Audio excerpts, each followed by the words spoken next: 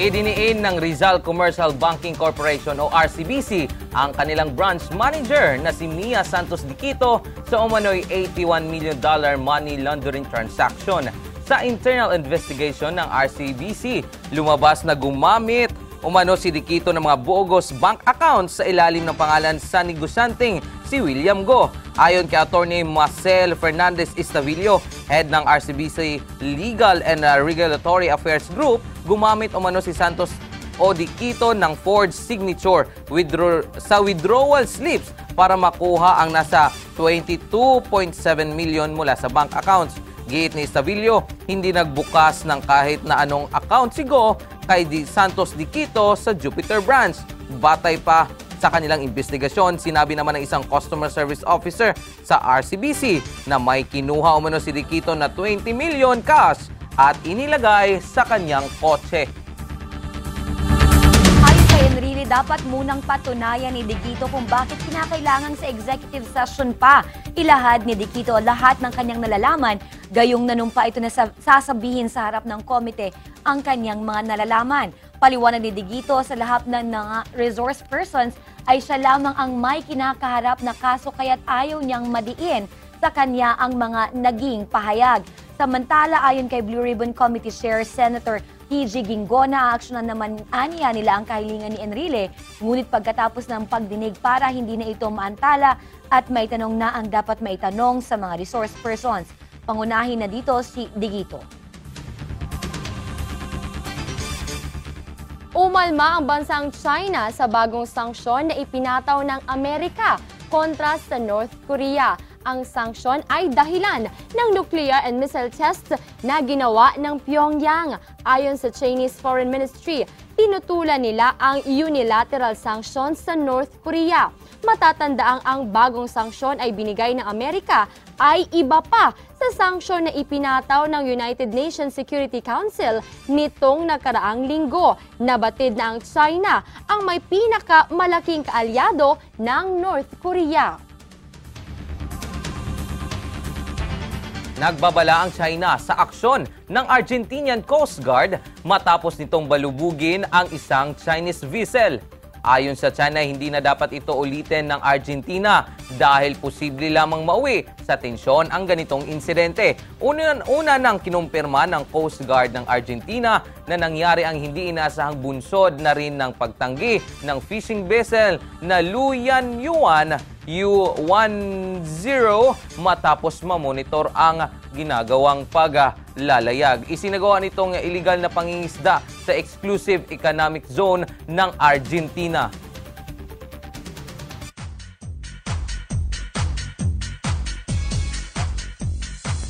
Ibinunyag ni Diego Loizaga na may natatanggap siyang death threats mula sa magkapatid na sina Wilmer Paulo at Wilmer Angelo Lopez na kanyang nakaalitan sa The Palace Pool Club noong linggo ng madaling araw. Ayon kay Diego, nababahala siya sa kanyang seguridad dahil sa mga banta sa bahay o buhay niya kasunod sa kaguluhan.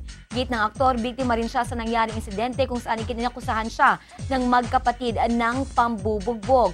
Sinabi pa niyang rambol na ang nangyari sa labas ng The Palace Pool Club matapos na sumali ang maraming kabataan sa away. Samantala, formal nang sinampahan ng reklamo si Diego ng magkapatid na Lopez.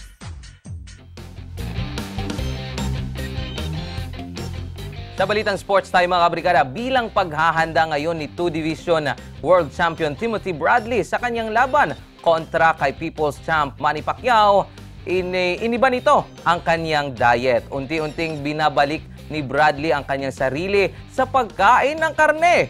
Nabatid na sinisisi ni Bradley ang kanyang trainer dahil sa pag-cramps ng kanyang legs noong mga nakaraang taon. At laban ito, dahil dito may halong karne na ng baka ang lahat ng pagkain ni Bradley. Yon! Karne lang pala. Oo, ang sagot. Oo, kasi minsan nga kagabi, parang I was very, very tired, right? Parang, alam mo yung nanibago ka sa bagong schedule, and I was like, oh my gosh, my hair. Ang sabi dito, Pagod na pagod. Ang kailangan mo ay karne. Sa palibhasa ang tagal ng karne. Oo, Karne totoo talaga. naman yun. Kung ayaw nyo ng karne talaga na karneng baka or pork, pwede namang fish. You need Oh. protein din naman kasi. If you Tama. can get protein from, if you don't wanna get protein from meat, pwede rin siya from munggo. Ayan, yung mga protein-rich na mga gulay. Correct. Oo, diba? Yun lang ang kuan na Sikreto. tawag nito, sikreto ni Bradley ngayon ha. At may kuan pa siya. Abangan nyo mga brigada, ang detalye pa sa ibang balita, sa sports balita natin, na may kakaiba daw siyang game plan ngayon. Wow! Sabi niya. May pasabog Oo. din si Bradley. So, Kakaiba. very exciting yung April 9 na mangyayari. Oo. Ayan, pero si Jessa, in fairness, nakapost sa Facebook, ready. Ah, Oo, payat na payat na ang Oh my ate. God. May mga Oo. ganong Kems. kasi kailangan naman kasi summer talaga, Ate Leila. Sinasadya mo ba? Kasi pumapayat talaga Oh ang my face God. mo, kakainis. Face talaga. Hindi, siguro lang sa Nutri-Cleanse Herbal Capsule. Kasi, Oo. di ba, nakakalabas ng mga hindi kaaya-aya sa Kaya ating pala, katawan. oo. Nakikita sa skin at syempre sa mukha. Umalis na yung mga dead Oh, cells. ganun mo. Ganyan. Dead Oo, cells. yung hindi na kailangan Ayan. i-contour kasi maliit na yung face. Oh my Nakakainis gosh. Parang talaga. kailangan ko pa rin yung Pakiulit. Ate Lay. Lumakla kaya ako ng Nutri-Cleanse. Oo, why not? Actually, gumagamit ako, pero yung effect niya sa akin is yung yung mga toxins sa katawan ko, Correct. nilalabas niya. That's Yun true. which is good kasi iba yung duty ko. Hindi siya Oo. pang gabi. Na which is, iba na yung Nocturnal. kuwan ng katawan ko ba. System. Na which is good siya. Ayan. Napakaganda. Correct. But back to our diet and lifestyle, dapat talaga mga kaibigan, mga kabrigada, nakabalanse po yun. The go, grow, glow. Pa syempre, di ba, you have to have your protein, Yes. your carbohydrates. Mahirap yung you go into crash diets na hindi mo alam, baka water ka lang, hindi mo makuha ang complete na nutrition. But then again, dahil busy tayo lahat, Yes. mas maganda na nagpo-food supplement because we can cook naman all that we need. Oo. For example, in the morning, di ba, ulam mo, hotdog lang, Oo, egg itlog lang. lang. Oo, minsan, bread and egg lang, so that is not complete. Kaya dyan ho papasok ang Power Cells Herbal Capsule. At syempre, lalong-lalo yung mag-guard-see tayo para yung lahat ng makain natin, the absorption of the vitamins would be maximized talaga. Ayun. Oo, tama nga naman. Tsaka doon sa mga estudyante nating mga kahataw dyan na nanunood sa atin, alam ko hong malapit na ang inyong finals o ngayong araw na yun ang finals Oo. natin na kaya dapat kayong mag-Curamed Herbal Capsule mga kabrigada ha. Kasi ang Curamed Herbal Capsule po ay isang napakaganda po sa ating utak mga kabrigada. Ginapahait nini ato ang memorya. O dali ra ma-familiarize o ma-memorize ang mga lecture nila bayang bulan pa. Ayan. Oo. Gusto ko na mga ganyan. Yes, correct. And speaking of which, hindi pa po talaga, ayan, marami pa mga estudyante ngayon ang exam Oo. period pa. Oo. Although, may nagpa-practice na ng graduation Yes. rites, graduation ceremony. Nagpa-picture na. Meron pa, yes, pre-test and Oo. post-test. So, dapat naka-Curamed pa rin ang ating, lalo-lalo ng mga college students. Correct. Na nakadepende ang kanilang trabaho after. Ayan. Siyempre, Ate Leila and Patty, gusto kong i-hype siyempre yung siyempre kasangga ng kasipagan ay tiyaga naman talaga. Saludo po kami sa lahat ng mga magulang na eto nga ngayong March magtatapos ang kanilang mga kolehiyo o mga estudyante. Nako, siyempre, ang sarili niyo po ay kailangan niyo rin pangalagaan sa tulong niya rin ng food supplements mula dito sa Brigada Healthline. Ate Leila! Ayan, at para sa karagdagang kaalaman, may kinalaman. May kaalaman, may kinalaman sa ating kalusugan. Ito na mga kabrigada ang Healthline.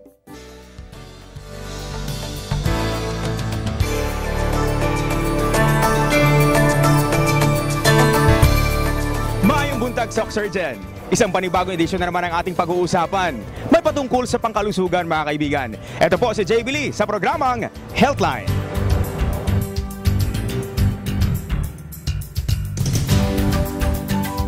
Ang Eusebio Bulaong Terminal ang binansagang city's gateway for land travelers kung saan ang mga bus at iba pang mga public mass transportation gaya ng van ay dito makikita. Matatagpuan ang Bulaong Terminal sa Barangay Dadeangas North na isa sa mga sibilisadong barangay ng lungsod. Sinasabing ligtas ang terminal sa kaharasan dahil sa mahigpit na seguridad na pinapatupad ng mga miyembro sa Civil Security Unit at ng ating mga kapulisan dito sa Jensan.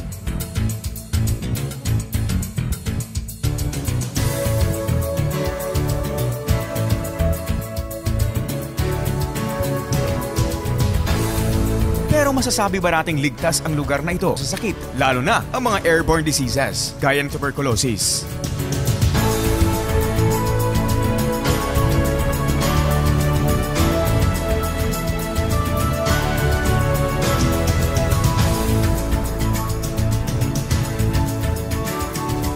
Pero ano nga ba ang tuberculosis? Ano nga ba ang mga sintomas nito? Paano itong nakakaapekto sa tao?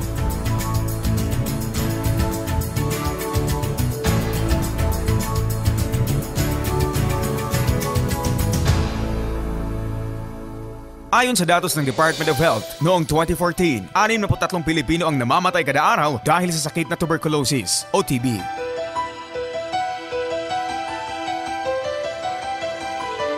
Pang-anim ang TB sa pinaka-nakamamatay na sakit sa bansa at pang-siyam naman ang Pilipinas sa 22 bansa sa mundo na may pinakamataas na kaso ng TB. Dahil dito, pinuntahan ko ang Bulaong Terminal upang alamin ang reaksyon ng mga iilang taong andirito kung ano ang kanilang masasabi ukol sa patuloy na pagtaas ng kaso ng TB sa lungsod. Nakilala ko si Ronald, isang driver kung saan aminadong nababahala sa patuloy na pagtaas ng kaso ng TB sa lungsod. Pero palagi naman itong nag-iingat lalo na sa kinakausap nito.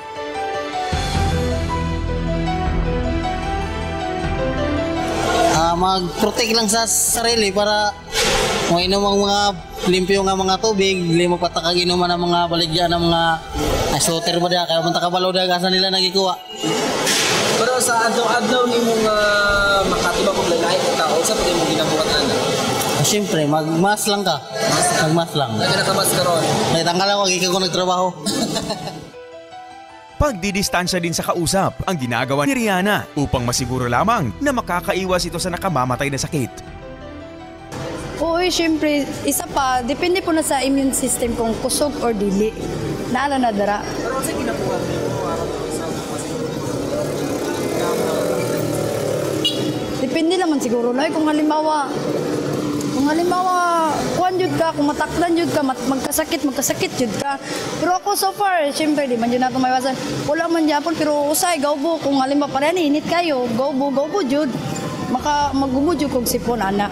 Pero kung wala karang mga tao nga nag-advance sa imo ako nagtatay niya tao wala ko sila Wala, ga-distance lang to. Oo. Wala, pag magubo lang ko, ara lang, mag-take lang ko. Pero ingon nga ko, wala man.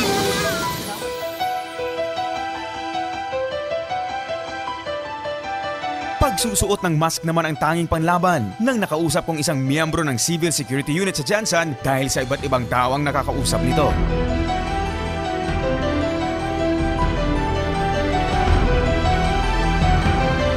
Usa sa step nga mong ginabuhat. By the way, early before we usually used mask, no? Sa karon wala lang may nakagamit or ako wala lang ko nakagamit kay nalabhan mo na ako akong mask and then I'm prepared ko mapalit ko another mask, no? But halos every day we used mask, no? That is one way na ma-prevent natin yung ano. Do you think gana enough na siya? No. Sa mga especially No, hindi natin masabing enough siya kasi hindi rin natin masabi na 100% nagagamit tayo ng mask, no? Kasi minsan irritating din yung ano nakaka-irritate din sa mukha yung mask. But malaking tulong din siya, no? Malaking tulong din siya.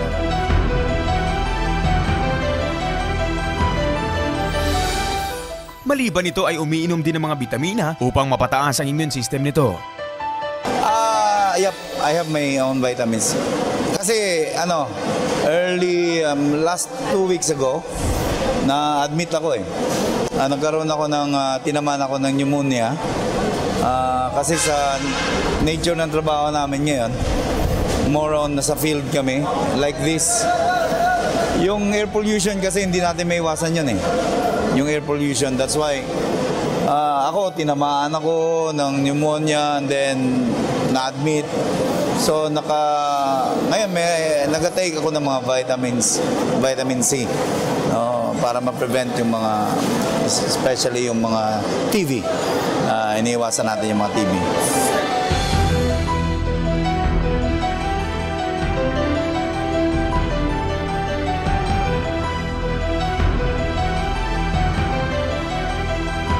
Ang TB ay sakit sa baga, sanhi ng bakterya na tinatawag na Mycobacterium tuberculosis. Lubhang mapanganib ang TB dahil sa ito ay nakakahawa sa pamamagitan ng pag-ubo sa hangin o airborne.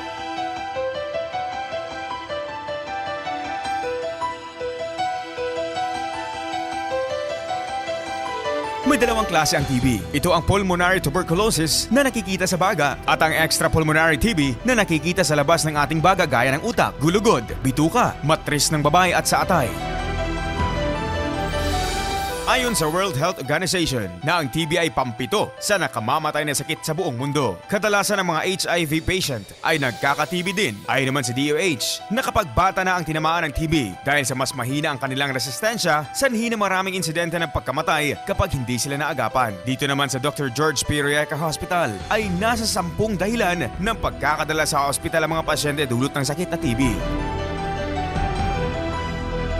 Para naman sa mga bata ay nakikitang sintomas ito ang pagkakaroon ng ubo at lagnat sa halos 2 linggo na kahit antibiotiko ay hindi tumatalab. Lagis, pero sa hangin na siya nga, kung dungan mo sa isa lang mo kabalay, pwede ka magka-TB. Okay? Sa through the air, sa imong ginaginhawa. Dili. So, ayaw mo kabalaka kung ang may TB, gigunitan ninyo iyang gamit. Ayaw po, hindi rin yan, ginahiwalay niyo yung gamit, ginalain ng plato o kutsara. Dili na siya, Kaya dili na siya makasakod nga. Sa aming pagbabalik,